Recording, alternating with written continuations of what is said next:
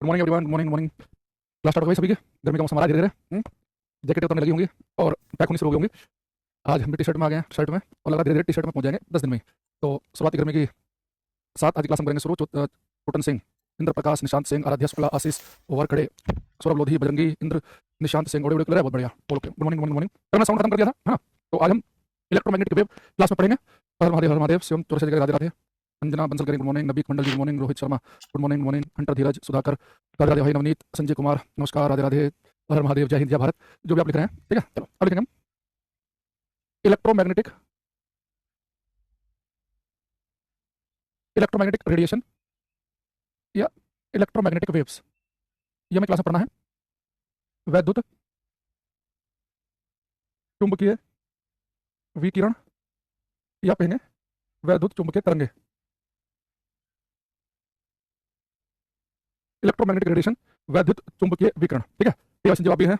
नवी बिट्टू, जय मौर्या, खुशबू, रंजिता प्रधान good morning good morning. सबको good morning. चलो कमेंट बाजी खत्म करो, अब यहाँ देखो सामने। तो क्लास में हम पढ़ेंगे इलेक्ट्रोमैग्नेटिक वेव्स। ये टोटल 7 वेव पढ़ेंगे इसके अंदर हम। इसमें हल्का सा मैं जिक्र कर देता हूँ। ये 7 वेव में आएंगी रेडियो वेव, रेडियो तरंगे। इसके अंदर पढ़ेंगे एक्स किरणें, गामा किरणें, है ना। तो 7 इलेक्ट्रोमैग्नेटिक वेव पढ़नी है। तो पहले इलेक्ट्रोमैग्नेटिक वेव के बारे में थोड़ी सी कुछ बातें ध्यान रखनी है। यहाँ देखो वन बाई वन। तो सबसे पहले जो इलेक्ट्रोमैग्नेटिक वेव हम क्लास में पढ़ने वाले हैं, ये होती है नॉन मैकेनिकल वेव, अयांत्रिक तरंगे। Non mechanical waves. याद करो, जब मैंने वेव चैप्टर स्टार्ट किया था तो मैंने आपसे कहा था कि तरंगे 2 प्रकार की होती हैं, यांत्रिक और अयांत्रिक, मैकेनिकल और नॉन मैकेनिकल। तो मैकेनिकल वेव आप सभी को पता है। मैकेनिकल वेव मैंने बताया था कि वो होती है जो केवल किसी मीडियम में, किसी माध्यम में ही चलेंगी। ये साउंड जो है मैकेनिकल वेव है, यांत्रिक तरंग ध्वनि। तो साउंड जो है सॉलिड लिक्विड गैस में चलता है। लेकिन जो आज हम पढ़ेंगे इलेक्ट्रोमैग्नेटिक वेव, ये नॉन मैकेनिकल का मतलब ये है कि इलेक्ट्रोमैग्नेटिक वेव वैक्यूम निर्वात में भी चल सकती है। जैसे इलेक्ट्रोमैग्नेटिक वेव का एक एग्जांपल साथ में हम पढ़ेंगे लाइट प्रकाश। तो आपको पता लाइट तो निर्वात में चलती है, अंतरिक्ष से होते हुए सूर्य का प्रकाश धरती तक पहुंच रहा है। तो वो वेव जो बिना मीडियम के भी ट्रैवल कर ले, उन्हें हम कहेंगे नॉन मैकेनिकल वेव, जो बिना मीडियम के ट्रैवल करेंगी। अच्छा, यानी कि वैक्यूम में भी चल सकती है, और वैक्यूम में जो चलती है, वैक्यूम की स्पीड होती है, देखेंगे electromagnetic waves, electromagnetic waves travel with a speed of 3 × 10⁸ metre per second in vacuum. इन्हें लिखेंगे वैद्युत चुंबकीय तरंगे, वैद्युत चुंबकीय तरंगे निर्वात में 3 × 10⁸ मीटर पर सेकंड की चाल से चलती हैं। बेटा कोई सी भी इलेक्ट्रोमैग्नेटिक वेव हो, मैं भी 7 के नाम लिखूंगा आपको, कोई सी भी इलेक्ट्रोमैग्नेटिक वेव हो, सबकी स्पीड 3 × 10⁸ है। अभी तक आपको 7 इलेक्ट्रोमैग्नेटिक वेव में से केवल एक के बारे में पता है, प्रकाश लाइट के बारे में। और आपको पता है कि लाइट की स्पीड कितनी होती है, 3 × 10⁸। लेकिन पेपर में लाइट के अलावा मान लो कोई और वेव पूछ ली उसने, 7 में से मान लो उसने कहा रेडियो वेव, रेडियो तरंगों की स्पीड कितनी होती है निर्वात में, तो भी 3 × 10⁸ बताएंगे। एक्स किरणों की पूछेगा तो ये बताएंगे, गामा की पूछेगा तो ये बताएंगे। तो 7 में से कोई सी भी इलेक्ट्रोमैग्नेटिक वेव हो, इन सबकी स्पीड होती है निर्वात में 3 × 10⁸ मीटर पर सेकंड।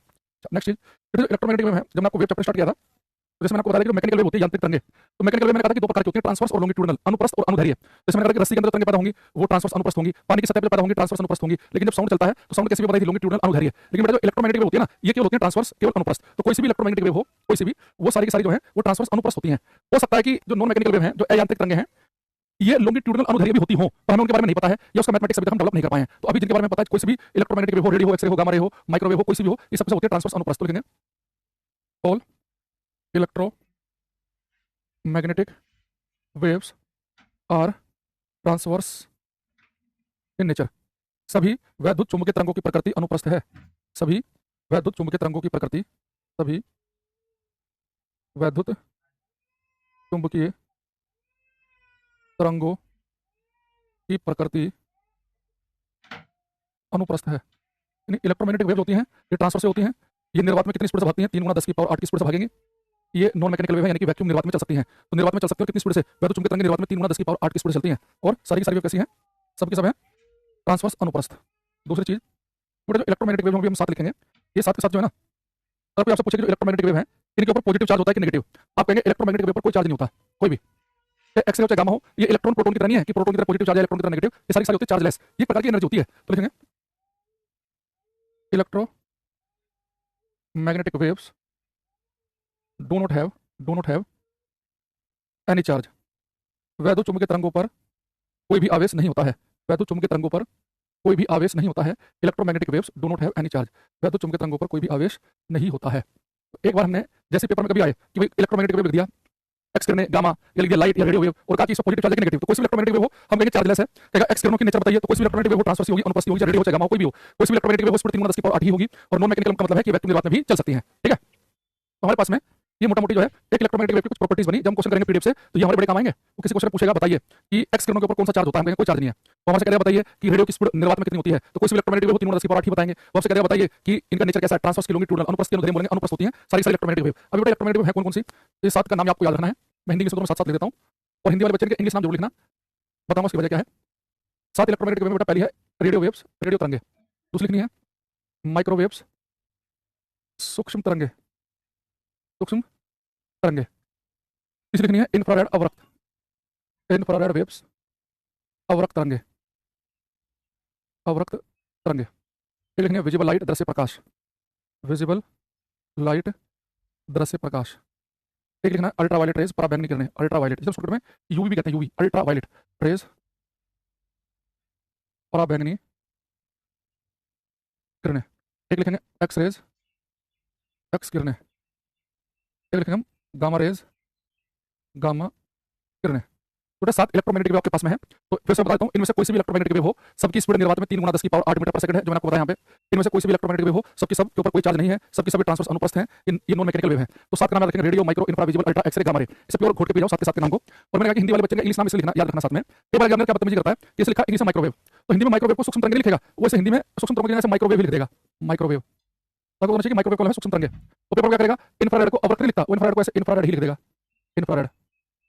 वो अल्ट्रावायलेट को पराबैंगनी लिखेगा, इन्हें से लिख देगा यूवी किरणें, यूवी यानी कि अल्ट्रावायलेट। एक्सरे का तो नाम हिंदी में एक्सरे, गामा का गामा ही है, रेडियो का रेडियो ही है। तो आप साथ में क्या करेंगे, इन सबके हिंदी वाले बच्चे इंग्लिश नाम याद कर लेंगे, और मैं इंग्लिश नाम ही यूज करूंगा इनके। तो radio, micro, infra, visible, ultra, x ray, gamma ray. तो 7 इलेक्ट्रोमैग्नेटिक वेव हमारे पास में है। अब इनसे क्वेश्चन क्या पूछेगा, बिल्कुल शुरुआती बेसिक क्वेश्चन बनता है, वो बनता है कि आपको 4 ऑप्शन देके कहेगा बताइए इनमें से कौन सी इलेक्ट्रोमैग्नेटिक वेव है, कौन सी नहीं है। तो पहले आप 7 नाम लिख लो, फिर मैं कुछ क्वेश्चन बनाते हैं आपके लिए।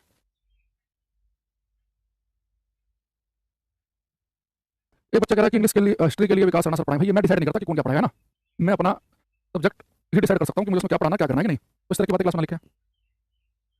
धमनी की 4 0 डिग्री पर 9 सेट में 331, 331, 332 कुछ भी ले लो, ठीक है। अब आ जाओ यहाँ पे, ऐसे क्वेश्चन हमारे पास, which of the following, which of the following is not an electromagnetic wave. Hindi वाले सुनना, क्वेश्चन है कि इनमें से कौन सी वैद्युत चुंबकीय तरंग नहीं है। तो क्वेश्चन क्या है कि कौन सी वैद्युत चुंबकीय तरंग नहीं है। तो हिंदी लिखना समझ आओगे ना। अब ऑप्शन दे रहा हूं मैं, ऑप्शन में लिखा है उसने एक्स रेज, एक्स किरणें। एक लिखा उसने रेडियो वेव, रेडियो किरणें। एक लिखा उसने कैथोड रेज, कैथोड किरणें। एक लिखा गामा रेज, गामा किरणें। तो क्वेश्चन आया कि इनमें से कौन सी वैद्युत चुंबकीय तरंग नहीं है, which of the following is not an electromagnetic wave, and your options are x rays, radio waves, cathode rays, gamma rays. निम्नलिखित में से कौन सी वैद्युत चुंबकीय तरंग नहीं है, आपके विकल्प हैं एक्स किरणें, रेडियो तरंगे, कैथोड किरणें और गामा किरणें। किस पर टिक लगाओगे आप, एक सेकंड में, एक नजर में आपको क्वेश्चन दिमाग में आना चाहिए, आंसर एक ही झलक में, है ना। जैसे अनुपम, रंजिता, बजरंगी, अनुपमा, समूही, अंजना, बंसल, राहुल, आशीष, बिल्कुल ठीक लिख रहे हैं। आपको इस आपने भी 7 नाम लिखे भी नहीं, भूले नहीं है। उसमें एक्सरे भी लिखा आपने, गामा भी लिखा है, रेडियो भी लिखा है, लेकिन इन 7 में कहीं पर भी कैथोड, कैथोड किरणें नहीं दिखाई दे रही। तो कैथोड किरणें जो है ये इलेक्ट्रोमैग्नेटिक वेव नहीं है। कैथोड किरणें होता है जब इलेक्ट्रॉन भाग रहे होते हैं ना, तो इलेक्ट्रॉनों का बहुत स्पीड से भागना, उसमें कहते हैं कैथोड रेज। तो वो इलेक्ट्रोमैग्नेटिक वेव नहीं है, उनकी औकात निर्वात में 3 गुना 10 की पावर 8 मीटर पर सेकंड से चलने की नहीं है। ये कैथोड रेज इतनी स्पीड नहीं चल सकते, ठीक है। ये क्वेश्चन तो डेली क्यूज में भी था आजकल। हाँ, उसमें जो मेरे टेलीग्राम चैनल है उस पर कल से क्वेश्चन जो है वेव चैप्टर के आने शुरू हो गए हैं। तो एक चीज बढ़िया है कि आप सबके बैच में जो है इसमें वेव चल रहा है।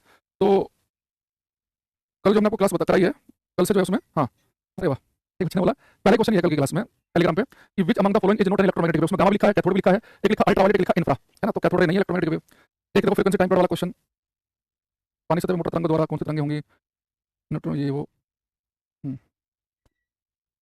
कल से आप जो लोग नहीं जुड़े टेलीग्राम पे वो जुड़ जाना, इस पे इसके क्वेश्चन आ रहे हैं आजकल, जिसे नहीं पता टेलीग्राम चैनल बता देता हूँ। टेलीग्राम चैनल है हमारा, वैसे ज़्यादा बच्चे हैं उस पर, जो 2 4 5 नहीं होंगे जुड़ जाना। अंकुर सर फिजिक्स, इस पर आज भी वेव की क्वेश्चन आएंगे 5 7 दिन। अंकुर सर फिजिक्स के नाम से है टेलीग्राम पर। और जैसे आप टेलीग्राम पे जाएंगे, अंकुर सर फिजिक्स आप लिखना सर्च में, 2 3 चैनल आ सकते हैं, उनमें से वो चैनल ज्वाइन कर लेना जिसमें 57,000 से ज़्यादा बच्चे हैं। ये सही है, ठीक है। चलो अब दूसरा एक क्वेश्चन आपको दे रहा हूँ, अभी बताना आपको, इसे कॉपी पेस्ट मार दें। इस बार हमारा क्वेश्चन आपसे, विच of the following is an electromagnetic wave. इस बार मैं पूछ रहा हूँ कि कौन सी इलेक्ट्रोमैग्नेटिक वेव है। एक ऑप्शन है ओनली अल्फा रेज, केवल अल्फा किरणें। एक है ओनली बीटा रेज, केवल बीटा किरणें। एक ऑप्शन है ओनली गामा रेज, केवल गामा किरणें। एक है ऑल ऑफ अबव, उपरोक्त सभी। तो आप किस पर टिक लगाएंगे। क्वेश्चन अगर आए कि निम्नलिखित में से कौन सी वैद्युत चुंबकीय तरंग है, तो किस पर टिक लगाना है, ठीक करो। ये वाली एकदम ठीक आंसर आया है।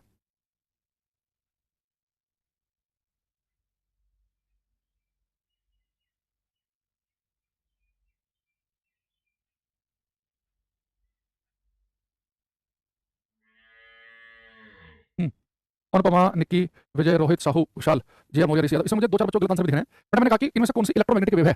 इससे आप ये आइडिया लगाना कि आप पेपर में जो पढ़ के जाते हैं उससे रिलेट करके आंसर देते हैं, या केवल आप क्वेश्चन के भावनाओं में बहकर इन्फ्लुएंस होकर ऑप्शन आंसर देते हैं। आपको अपना लेवल पर चल जाएगा। मैंने कहा कि कौन सी इलेक्ट्रोमैग्नेटिक वेव है, जो जब पढ़ के जाता है इसका एक आईक्यू है, वो क्या सोचेगा कि पूछा कि कौन सी इलेक्ट्रोमैग्नेटिक वेव है। तो ये देखो इलेक्ट्रोमैग्नेटिक वेव कौन कौन सी होती है, ये 7 वेव है। इन 7 वेव में कहीं पे अल्फा बीटा लिखा नहीं लिखा है, गामा किरण लिखा है, अल्फा बीटा तो लिखा ही नहीं है। तो आपको पता है कि 7 इलेक्ट्रोमैग्नेटिक वेव में सर ने कहीं पर भी अल्फा किरण नहीं लिखवाया, बीटा नहीं लिखवाया, गामा लिखवाया, तो सी पर टिक लगाना है। लेकिन दिक्कत क्या है कि हम लोग अगर पढ़ के भी गए तब भी रिलेट नहीं कर पाते। हम क्या करते हैं, क्वेश्चन के ऑप्शन में बह जाते हैं, अल्फा बीटा गामा सभी। तो मैं ये नहीं समझा कि पूछ कर दिमाग में क्या आएगा, बचपन से अल्फा बीटा गामा साथ साथ सुनते हुए टिक लगा देंगे। बेटा अल्फा बीटा गामा में जो अल्फा किरण है ना, ये भारी अल्फा पार्टिकल्स मिलकर बनी होती हैं। ये जो अल्फा पार्टिकल होते हैं, ये हीलियम जो होता है ना, हीलियम का जो न्यूक्लियस होता है, हीलियम परमाणु का, हीलियम का जो नाभिक है, न्यूक्लियस है, अल्फा पार्टिकल होते हैं बहुत भारी होते हैं। ये 3 गुना 10 की पावर 8 की स्पीड से नहीं भाग सकते वैक्यूम में। ये बीटा किरणें जो होती हैं, ये भी बहुत स्पीड से भागती है, पर ये भी 3 गुना 10 की पावर 8 की स्पीड से नहीं भाग सकती। अल्फा बीटा गामा में केवल गामा किरण ही है जो इलेक्ट्रोमैग्नेटिक वेव है, यही निर्वात में 3 गुना 10 की पावर 8 की स्पीड को अचीव कर सकती है। तो अल्फा बीटा गामा मैंने यहाँ पे लिखा ही नहीं है। आपको एक बात देखने की, जो 7 नाम सर ने बताया उनमें वो लिखा है कि नहीं लिखा है। तो गामा किरण लिखा हुआ है, अल्फा बीटा लिखा ही नहीं है। ये अल्फा बीटा देखो गामा आप एक साथ कहां पढ़ते हैं। आप यहाँ केमिस्ट्री वाले टीचर आपको पढ़ाएंगे टॉपिक रेडियो एक्टिविटी, रेडियो एक्टिवता। तो रेडियो एक्टिविटी के अंदर आपको बताएंगे, रेडियो एक्टिविटी में आपको बताएंगे कि कुछ रेडियो एक्टिव पदार्थ होते हैं, radio active substance, radio active पदार्थ जैसे आपने सुना होगा यूरेनियम, जैसे आपने सुना होगा प्लूटोनियम, रेडियम, ये सुने होंगे ना। ये रेडियो एक्टिव पदार्थ होते हैं जिनके अंदर से, जिनके न्यूक्लियस से अल्फा बीटा गामा किरणें निकलती हैं। तो अल्फा बीटा गामा जो है ये रेडियो एक्टिव किरणें हैं, रेडियो एक्टिव रेज हैं जो रेडियो एक्टिव पदार्थ से बाहर निकले। तो पेपर में रेडियो एक्टिव किरणें आई, अल्फा बीटा गामा तीनों हैं। रेडियो एक्टिव किरणों में रेडियो भी है, बीटा भी है, गामा भी है, क्योंकि रेडियो एक्टिव पदार्थ से बाहर निकलती हैं। लेकिन इनमें वो इलेक्ट्रोमैग्नेटिक वेव जो 3 गुना 10 की पावर 8 की स्पीड से भाग सके वो केवल गामा है। ठीक है, यहाँ पे लिख लेंगे कि अगर आपसे पूछा रेडियो एक्टिव रेज, ये बच्चा कह रहा है कि मैंने आपको साइंस स्पेशल पढ़ा, यहाँ पढ़ोगे, साइंस स्पेशल पढ़ लिया तो रहने दो भाई, साइंस स्पेशल तो है ये भी, बार बार क्या पढ़ना, उसी को रिवाइज करो अपने नोट्स को। रेडियो एक्टिव करने यहाँ कोई अलग चीज बता दूंगा कि नहीं, इस क्लास में बता दूंगा कि अल्फा भी होती है, ऐसा तो है नहीं, ये तो फैक्चुअल चीजें हैं। रेडियो एक्टिव करने, तो रेडियो एक्टिव करने पूछेगा तो उसमें अल्फा भी बताना है, बीटा भी, गामा भी। तो रेडियो एक्टिव करने में तीनों बताएंगे, इलेक्ट्रोमैग्नेटिक वेव में केवल बताएंगे गामा। ठीक है, और जिसने क्वेश्चन गलत करा है और शुरू से क्लास देखने के बावजूद, वो समझ जाना भाई कि जब पेपर होता है बच्चे पास होते हैं तो कुछ भावुक बच्चे होते हैं ना, जिन्हें अपनी गलती नहीं ढूंढनी होती है कि जो बच्चे पास हो रहे हैं उनका तो इंटरव्यू करवा रहे हो, जो फेल हो गए हैं, इतने सारे बच्चे पढ़े हैं उनका जिक्र नहीं है। भैया टीचर सबको बराबरी पढ़ा रहा है, आपकी क्लास में बराबरी बताया, और उनमें से कोई बच्चा केवल गामा किरण पर टिक लगा रहा है, कोई सभी पे लगा रहा है, तो वो आपकी मेहनत, आपकी समझ भी है। टीचर बोलना कि जो बच्चा सिलेक्शन हो रहा है उसको घर में जाके अलग से पढ़ा गया है, उन सबको बराबरी पढ़ाया, चाहे ऑफलाइन पढ़ाओ 300 बच्चों के बीच में, चाहे ऑनलाइन पढ़ाओ 5000 बच्चों के बीच में, पढ़ाया सबको बराबरी जाता है। तो कुछ आपको अपने ऊपर भी रखनी है, दूसरों की कमी नहीं निकालनी हमेशा। अब ये 7 इलेक्ट्रोमैग्नेटिक वेव पाएंगे हम, रेडियो वेव्स, माइक्रोवेव्स, हिंदी वाले क्या रखना, इनके इंग्लिश नाम याद रखने, सूक्ष्म तरंगे, इंफ्रारेड वेव्स, अल्ट्रावायलेट रेज, पराबैंगनी किरणें, एक्स रेज और gamma rays, radio wave, micro, infra, ultra, visible light है बीच में, इधर लिख देते हैं विजिबल लाइट, विजिबल लाइट दृश्य प्रकाश।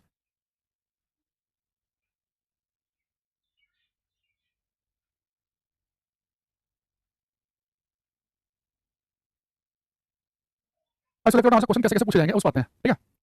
कि अगर एक तो सिंपल क्वेश्चन मैंने आपको बता दिया कि इस टाइप का आएगा कि कौन सी इलेक्ट्रोमैग्नेटिक वेव है ना, या कौन सी नहीं है। एक तो वैराइटीज में होती है, ये 7 नाम आपको पता हो, वो पेपर में लिख दे साउंड वेव, तो समझो कि साउंड जो है इलेक्ट्रोमैग्नेटिक वेव नहीं है, ध्वनि तरंगे, कैथोड रे नहीं है, तो जो नाम यहाँ पर लिखा हुआ इलेक्ट्रोमैग्नेटिक वेव जो लिखा हुआ नहीं है। दूसरा जो मेन क्वेश्चन आता हो जाता है कि कौन सी इलेक्ट्रोमैग्नेटिक वेव जो है इसकी वेवलेंथ तरंग दैर्घ्य सबसे ज्यादा है और किसकी वेवलेंथ कम है। तो कैसे याद रखना, जो मैंने ये पैटर्न लिखा एक्जेक्ट आपको ये पैटर्न लिखना है, radio, micro, infra, visible, ultra, x ray, gamma ray. जो नाम टॉप पर लिखा गया है रेडियो वेव, इसकी वेवलेंथ होती है सबसे ज्यादा, रेडियो जो है इसकी वेवलेंथ सबसे ज्यादा, मैक्सिमम वेवलेंथ, अधिकतम तरंग दैर्घ्य। तो मैक्सिमम वेवलेंथ होती है रेडियो की, अधिकतम तरंग दैर्घ्य मैक्सिमम, और उससे कम वेवलेंथ होगी रेडियो की, उससे कम माइक्रो की होगी, माइक्रो से कम इंफ्रा की होगी, घटते घटते घटते सबसे कम वेवलेंथ होती है गामा किरणों की। मिनिमम वेवलेंथ, मिनिमम वेवलेंथ, न्यूनतम तरंग दैर्घ्य। ठीक है, अगर हम ऊपर से नीचे की तरफ आएंगे तो वेवलेंथ घटेगी, वेवलेंथ का सिंबल होता है लैम्डा, यानी जो नाम टॉप पर है उसकी वेवलेंथ ज्यादा है, जो नीचे उसकी वेवलेंथ कम है, ध्यान रखेंगे। ठीक है, तो सबसे ज्यादा जो वेवलेंथ है जो तरंग दैर्घ्य होती है वो रेडियो की होती है और कम होती है गामा की। तो अगर पेपर में कभी आए कि सबसे ज्यादा वेवलेंथ तरंग दैर्घ्य किसकी है, हम बोलेंगे रेडियो वेव की, रेडियो तरंगों की। लेकिन रेडियो वेव ऑप्शन में नहीं है तो माइक्रोवेव सूक्ष्म तरंगों पर टिक लगा देंगे, माइक्रोवेव ऑप्शन में नहीं है तो इंफ्रारेड आवर्त पर टिक लगा देंगे, ये भी नहीं है तो दृश्य प्रकाश विजिबल लाइट पर टिक लगा देंगे, उससे कम पराबैंगनी एक्सरे, सबसे कम होती है गामा की। तो पेपर में बहुत कम ऐसा होता है कि वो आपसे मैक्सिमम वेवलेंथ पूछे और आपको रेडियो ऑप्शन में मिल जाए, या कम पूछे तो गामा मिल जाए, ऐसा कम होता है। पेपर में क्या करते हैं अपने मन से 3-4 ऑप्शन टीचर उठाएगा, आपसे कहेगा इन 3-4 में बताओ किसकी वेवलेंथ ज्यादा है। जैसे मैं क्वेश्चन पूछ रहा हूं, आपको बताना कि किसकी वेवलेंथ, किसकी तरंग दैर्घ्य सबसे ज्यादा है। ऑप्शन आपके पास में एक्स किरणें, विजिबल लाइट, इंफ्रारेड, अल्ट्रावायलेट। दोबारा सुनेंगे, एक्स किरणें, विजिबल लाइट दृश्य प्रकाश, इंफ्रारेड आवर्त तरंगे और अल्ट्रावायलेट पराबैंगनी, ये 4 ऑप्शन है। तो किसकी वेवलेंथ ज्यादा है, किस पर टिक लगाओगे आप?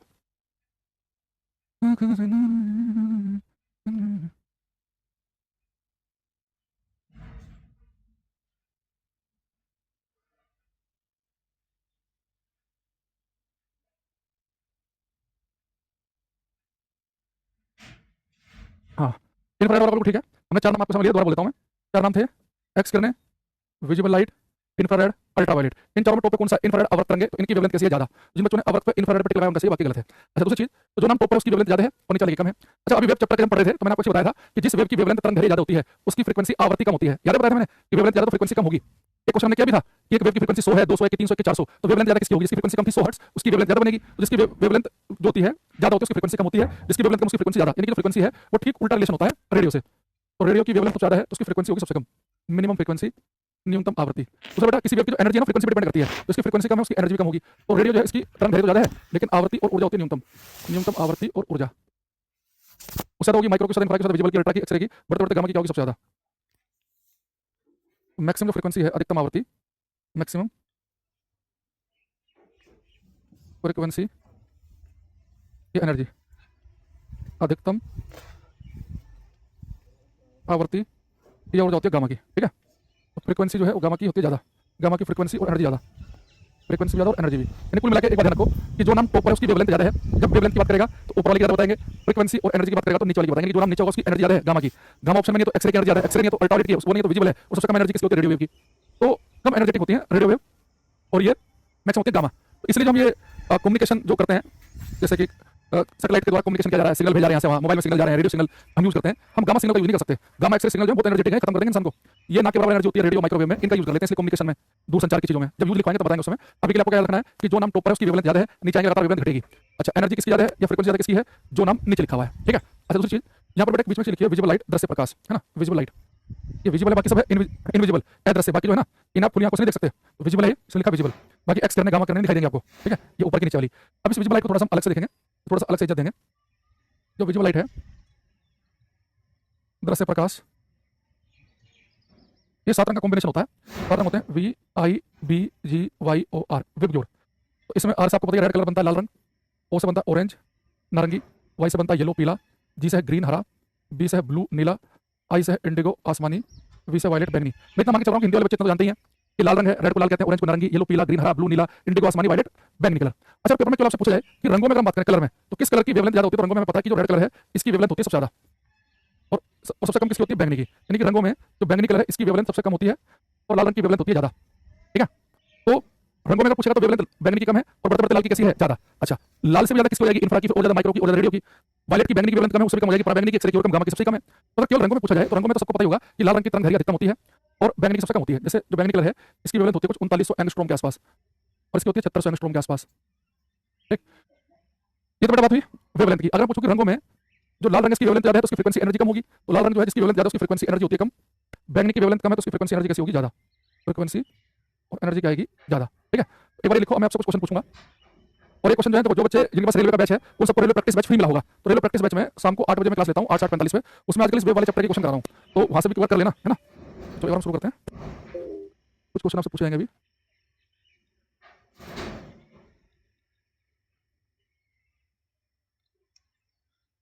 जैसे क्वेश्चन में कल बच्चों से ये डिस्कस किया था, इसका आंसर दो।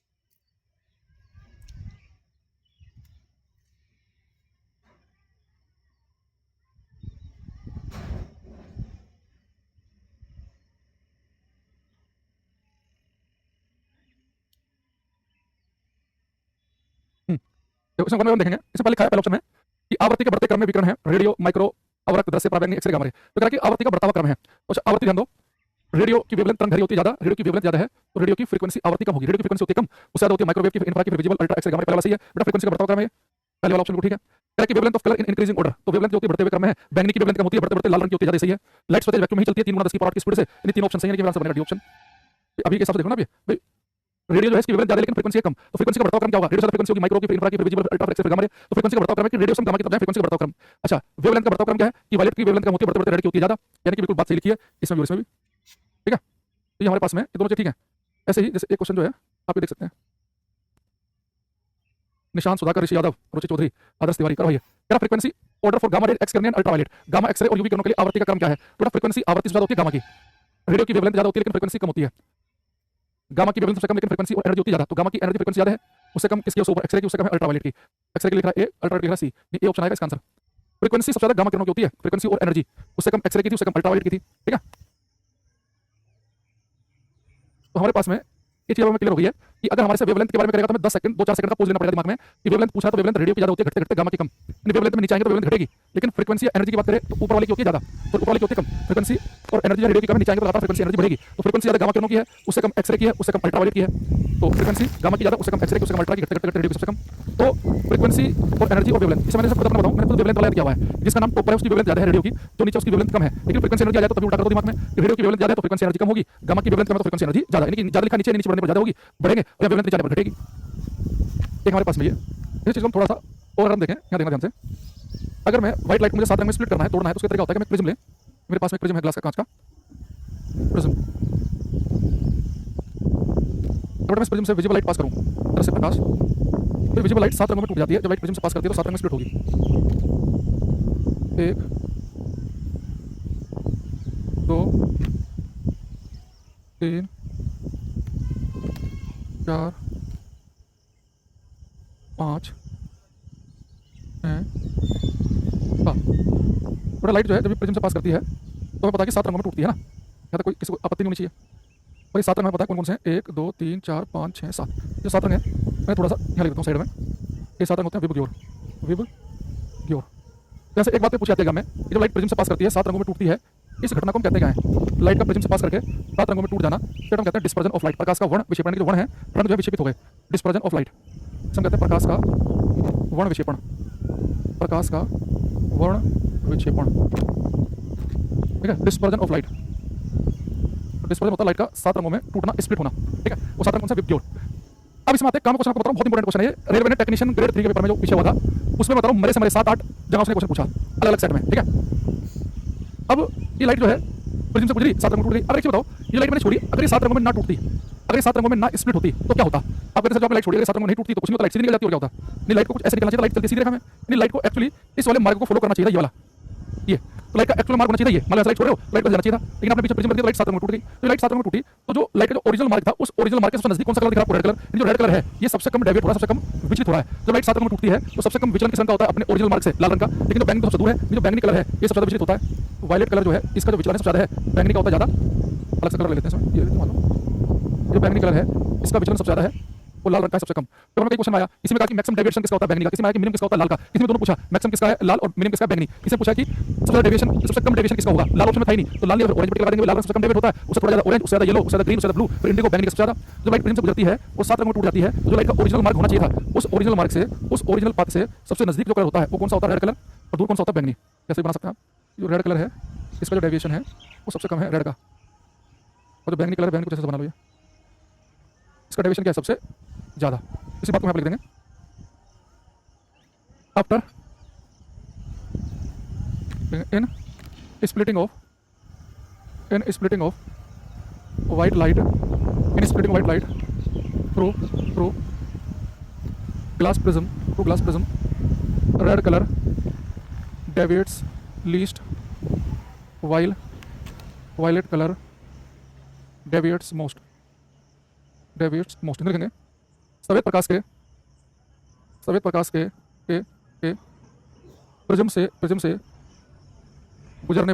प्रिज्म से गुजरने पर लाल रंग का विचलन सबसे कम,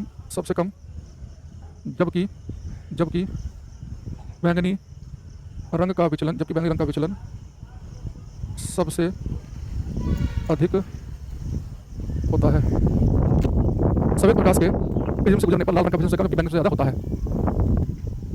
तो लाइट जो है जब प्रिज्म से गुजरेगी, है ना, वो 7 रंगों में लाल रंग का विचलन जो है सबसे कम होता है, सबसे कम, और बैंगनी का होता है सबसे ज़्यादा, ठीक है। तो ये बात आपको ध्यान रखनी है सभी को। और जो घटना है लाइट का प्रिज्म से गुजरते समय 7 रंगों में टूट जाना, ये घटना जो हमारी वो कहलाएगी डिस्पर्जन ऑफ लाइट, प्रकाश का वर्ण विक्षेपण, ठीक है। की बात है इस क्वेश्चन में।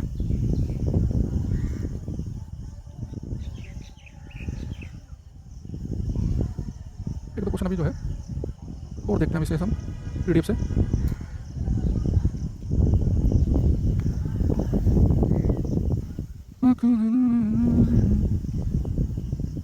क्वेश्चन नहीं करो,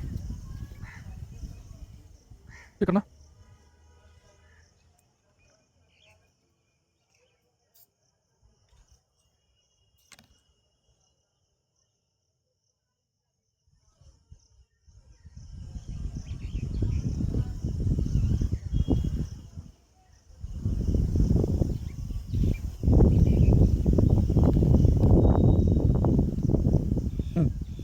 लिखा है consider the following part of spectra. Spectra के निम्नलिखित भागों पर विचार करें, विजिबल, इंफ्रा, अल्ट्रा, माइक्रो। क्रम निम्न में कौन सही क्रम से उनके तरंग बढ़ते वेवलेंथ के बढ़ते क्रम लिखना है। तो वेवलेंथ होती है रेडियो की, जो नाम टॉप पर लिखा हो, जो नीचे लिखा हो उसकी वेवलेंथ होती है कम। तो वेवलेंथ के बढ़ते क्रम का मतलब ये है जिसकी वेवलेंथ सबसे कम है पहले वो आएगा, फिर सबसे ज्यादा। तो इन चारों में सबसे कम वेवलेंथ किसकी होगी? इसके नीचे नाम कौन सा होगा? अल्ट्रावायलेट की वेवलेंथ होगी सबसे कम, उससे थोड़ी ज्यादा किसकी होगी? विजिबल लाइट की, उससे ज्यादा किसकी होगी? इंफ्रा की, उससे ज्यादा किसकी होगी? माइक्रो की। जो नाम टॉप पर है उसकी वेवलेंथ होती है ज्यादा। 3 1 2 4 डी ऑप्शन बनेगा। जो 7 नाम आप क्वालिफाई अपडेट कर पाएंगे नहीं?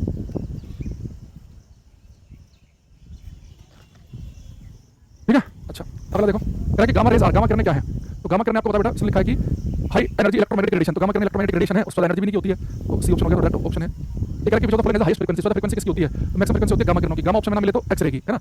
ये फटाफट गोली रफ्तार से कर सकते हैं, इसमें टाइम खराब करने से कोई फायदा नहीं है। Which of the following electromagnetic wave has the longest wavelength? Wavelength ज्यादा किसकी है? वेवलेंथ ज्यादा होती है रेडियो की, रेडियो ऑप्शन में नहीं है तो माइक्रो की, माइक्रो भी नहीं है तो इंफ्रा की, है ना? इसका आंसर हो गया ये ऑप्शन। ये कह रहा है कि कौन सी इलेक्ट्रोमैग्नेटिक वेव नहीं है? एक्स रे भी है, गामा भी है, इंफ्रा भी है, कैथोड रे नहीं है। आंसर हो गया ये ऑप्शन। तो ये कुछ डायरेक्ट क्वेश्चन थे, समय टाइम खराब नहीं किया, तो आज के लिए इतने रखते हैं। बाकी मिलेंगे कल क्लास में। कल ये जो है इलेक्ट्रोमैग्नेटिक वेव को खत्म हो जाएगा। एक तो बताना कल मैं आपको कि किस इलेक्ट्रोमैग्नेटिक वेव का यूज हम कहाँ करते हैं, एक ये बताना है कि किस इलेक्ट्रोमैग्नेटिक वेव की डिस्कवरी खोज किसने की। ठीक है, तो आज के लिए इतना ही, बाकी हम मिलेंगे कल की क्लास में। ठीक है, bye, take care everybody, thank you.